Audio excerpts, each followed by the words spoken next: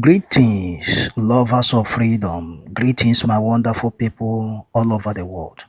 Listening to Mathais Ezeaku responded to Okwuluora regarding the situation with Mazi Nnamdi Kanu. But what you should do is to like, comment, and share it.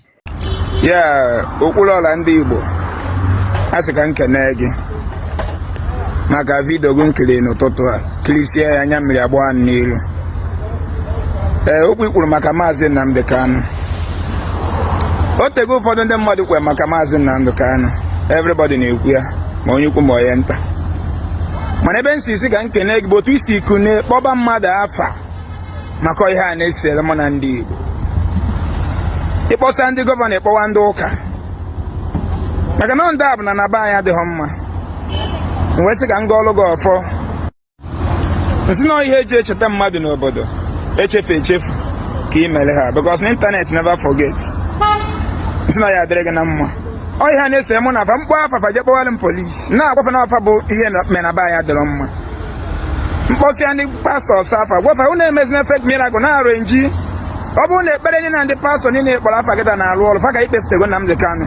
Mana ihe na-ekwuzi na abụrụ ha ji ekpewe ekpere na ọ hapụta practical, which is what I fight for.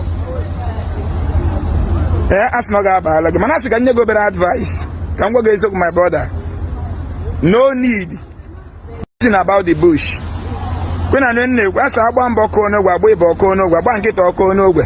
Okwuluora can go get you. When one of we who can didn't in a bar forget and making a gay against man the governor, man the pastor, man the reverend father. Macanacha wolf sign when I buy Bible over that Roma. O cabuchain, government chain and masses.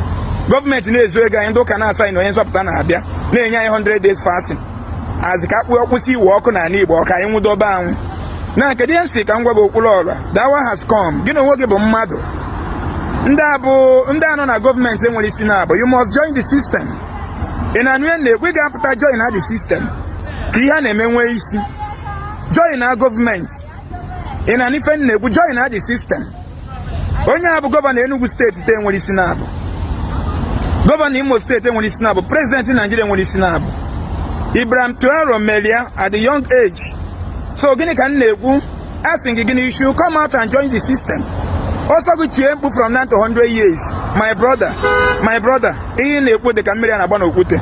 Nigerian pastors and reverend fathers within the politician ori ha na-ezu ụmụ ogbenye ama nkwe ha ma ezigbo ihe chọọ ofe ebe ikpo na politics ka emezibi ihe a iwere the power of government mezibi ya nji wee na-enye onye ọbụla advice all the members of omenala bụ ụzọ esokwu na ndụ join politics ogodu PG bụ unu jee contest anụ maka na iwuru PG obodo ị ga-eweta mmepe n'obodo ahụ maka na ịmana nwere mmụọ ya dị ime ya enwere anybody nọ n'obodo a na-achị anyị mana ụka mana gọọmenti bụ ezigbo mmadụ obi adịrọ a lot of them ji power obi adịrọ ha mma. So Okwuluora biko ana m ayọ gị ndị na-akpa afa bụ gọvanọ ndị na-akpa afa bụ House of Rep ndị na-akpa afa bụ Senator ndị na-akpa afa bụ President fa nwere isi na-abụ na what are you doing? Kedu ihe na-eche? Ị ga-esi ozi ma chọọ ofu party join anụ chọọ ofu political group join ha. Ị na-anụ na-ekwu na Nigeria bụ mụ na gị nwe Enugu steeti mụ na gị nwe maka na iwọchị ifu na okwu mụ na gị na-aba sound wego ofu ihe ịghọta na-ekwu maka ịkpọwara ndị ụka afa si ya bịa mee the needful.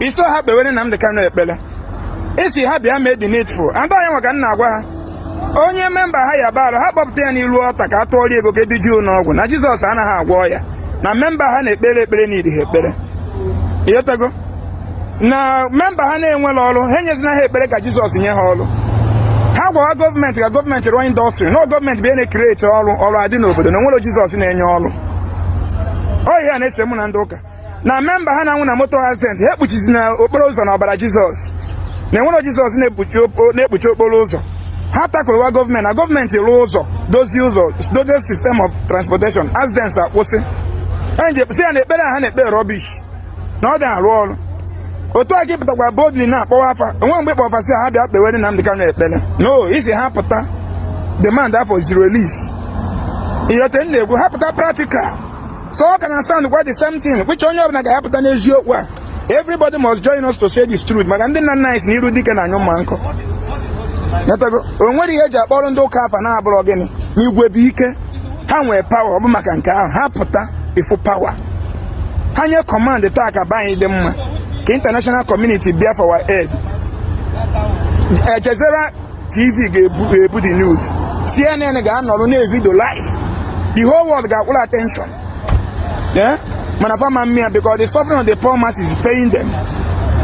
So the sick no there's no work and choko ya ọbụla apụta ekpo afa ekene m Chukwu oke abịa mana na nwere mgbe ịkpọ ndị pastor dị na-aba si ngwa kunieni na ekpere na ekpere isi ha pụta practical otu a mụ na gị si eme ya practical onye nwee kidney failure anya yu ego practical duju ụlọọgwụ practical follow due process onye a dị mma anyị datinye anyị da ejere onye a fasting ka ọ dị mma ifolo the due process ọ dị mma arịa me nji aga ọlụ gị ọfọ na mgbede a sị na ọ ga-adịrị gị na mma ebe isi nweta this boldness ebe isi make this bold step to call names for the good of our land ịkpọsịa ndị oke kpọwa politicians to call names otu a nsi agwafa no politician our problem onwe ihe dịka Satan eme exist. Satan bụ wayo ndị ọcha ji gwa Afrịka ibe inwe ihe ọjọọ bịala gị asị gị na Satan nke ọma bịa sị na Jizọs ekwesị nke ọma bịa ikene Jizọs nke ọjọọ bịa kweta Jizọs ụta. Satan na Jizọs dịka Tom and Jerry atọ na bos ha na-abada anwụ maka agwa gị na Satan anwụgo ịma na onwezo ya eje ụka atọ ọnwụ ịma na fim emechigo. Satan na Jizọs nke ọ na-asị gị na ọnwụ kịta everybody ejedobe ụka. So ekene ngo Okwuluora mkpu anyị tiri ka ọ dịrị Nnamdi Kanu na mma dịrị ndị Igbo na mma anabaghị ga-echewe gị n'afọ chewe gị na nkwọ chewe gị n'oyo tisi dị bold kwuo okwu agba gbaba fafa maka ndị be anyị masị gị na ha na-achị anyị. Do they deserve any respect? They don't, because they are frustrating their children. Thank you very much my beloved brother. Ọ ga-adịrị gị na mma amaka meele gị.